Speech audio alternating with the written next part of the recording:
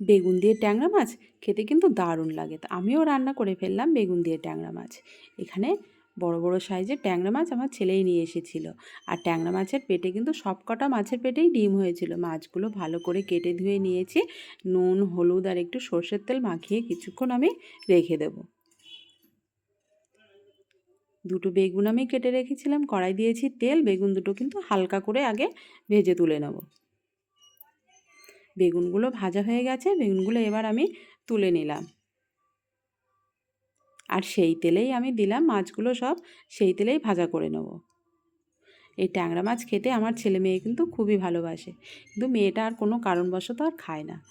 তো এখানে মাছগুলো কিন্তু সব ভাজা হয়ে গেছে, আমি মাছগুলো সব তুলে নিলাম। আর সেই তেলেই দিয়ে দিলাম আমি একটু কালো জিরে।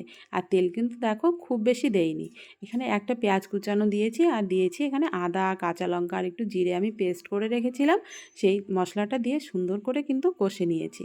মশলা থেকে তেল ছেড়ে দিয়েছে, এবার আমি কেটে রাখা আলুটা দিয়ে আবারও কষে নেব। দিয়েছি স্বাদ মতো নুন আর একটু হলুদ দিয়ে কষে নিয়েছি।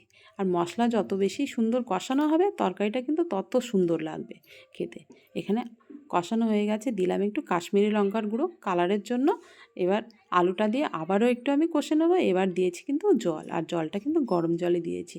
ঝোলটা ফুটে এলে দিলাম আমি ভেজে রাখা মাছগুলো দিয়ে দেবো। এবার আমি দিয়ে দেবো একটু সর্ষে বাটা।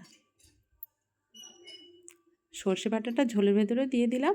এবার একটু ফুটে এলে ভেজে রাখা বেগুনটা দিয়ে 2 থেকে 3 মিনিট রান্না করে নিয়ে নিলেই রেডি হয়ে যাবে ট্যাংরা মাছ বেগুন দিয়ে ঝোল। খেতে কিন্তু দারুণ হয়েছে, তোমরা কিন্তু একবার এভাবে ট্রাই করো।